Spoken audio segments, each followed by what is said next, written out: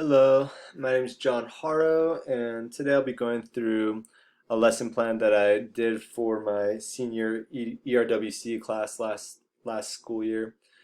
And I won't really say that this is my best lesson plan because I like to hope that there's a lot of room for growth, but I will say that I did learn a lot from this lesson plan because it was what I used for my first observation, and because of that, my supervisor really critically analyzed this, and so I got a lot of positive feedback and like things to work on and how to improve my lesson planning. So this was very helpful for me. And so just going through it, obviously the top is pretty self-explanatory. You just fill out your name, the title, um, and the duration of the class and what grade level and the subject. And going into the central focus, for this part, you really just want to hone in on what you really want to teach your students and what you want them to be able to do at the end of the lesson plan. And so you just kind of go through this lesson plan is focusing on the authors that influenced Chris McCandless, who's the main character in the book Into the Wild. And so speak about how I'll be using this lesson plan to teach students the skills of analyzing, explaining, and supporting. So as you can see, I bolded those. So bolding is a really helpful tool for me just to help me maintain that focus throughout the lesson plan. And you'll see how throughout the plan I'll be referencing back to this content focus and how I incorporate like these skills into the lesson plan and making sure that my students are practicing and learning and developing that skill within themselves. And moving on to the standards, it's pretty self-explanatory. You're going to go through the state standards of like what you are going to have your students doing and how it is supported by the skills that they should be learning at this grade level. And it's really important to list the standards that you want your students to do, and sometimes they don't fit exactly into the lesson plan, and so a lot of times what you can do is just go ahead and strike through like certain aspects, like um, say if let's see, I mean just like some standards that you'll be using, you won't be doing every single thing that it says in there within this specific lesson plan, and so you can go ahead and strike through certain things that you won't be doing because as other people look through it, they'll be like, oh, well, in your standard it says this, but I don't see you do that in any part of your lesson. So it's really good to make sure that whatever standards you list, you are actually doing that in your lesson plan. Moving on to the instructional learning objectives. Once again, you want to make sure that the assessments you use match with your objectives, and you really want to clarify what you are looking for. And so, let's see. So in this one, I'm saying collaborating effectively with a partner and participate in class discussion and be able to explain their interpretations. And so going back, you see how I bolded explain in the content focus. And so down here, we're seeing how I'm going to have students explain their interpretations and developing their skill. And as far as assessments, you want to label how whether or not they're informal or formal. And so this assessment is an informal one because I'll just be cycling through the room, checking for understanding, answering any questions. And this one right here is a more formal assessment because it's they'll be filling out a graphic organizer that will actually be turned in and I can review and grade and provide feedback, of course. Now dealing with the language function and demands. Right here, you really just want to make sure that you're specific, so you can see that I am doing the same bolded words: the analyze, explain, and support, and highlight a few like key vocabulary words that the students will need to know in order to like fully understand the lesson. And within the discourse, you really want to make sure that you clarify what type of discourse. Just saying like they'll be doing partner discussion or class discussion is not enough. You want to illuminate on that and say they will be explaining responses, or will they be producing an argument or something like that.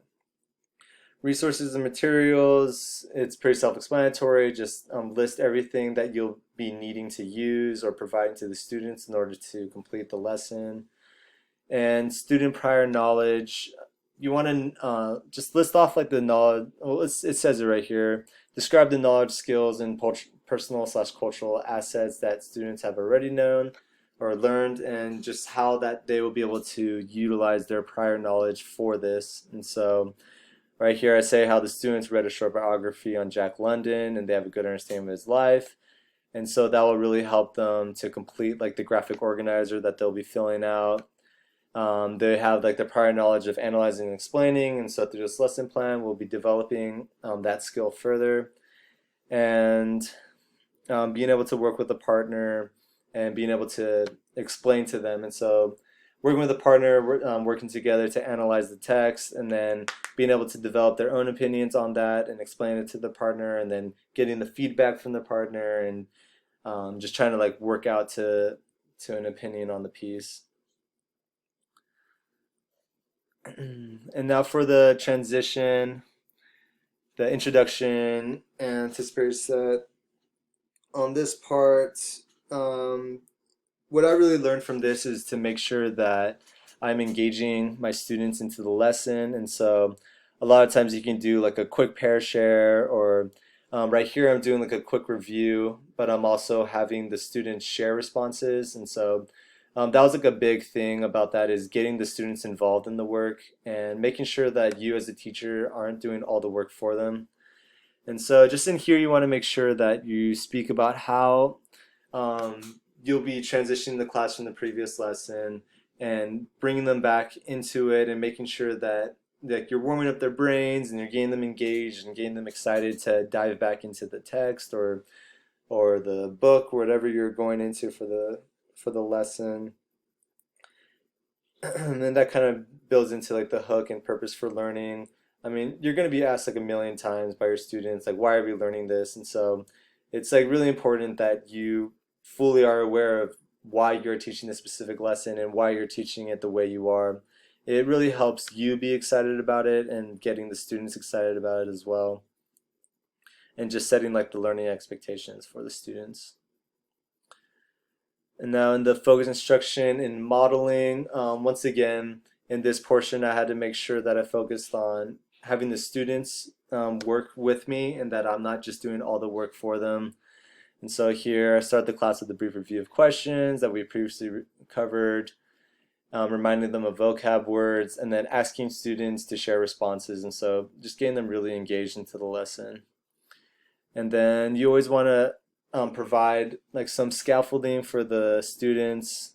The whole point of scaffolds is, I'm sure like you'll learn this in the program, it's just you're providing training rules for the students, but we're trying to wean them off that and just develop independent learning skills within them. And so it's always important though to know your class and your students and their needs. And so this portion can like really vary from one lesson to another, from one classroom to another, and what you will have to provide for your classroom based on your specific student needs. Moving on to the guided instruction practice.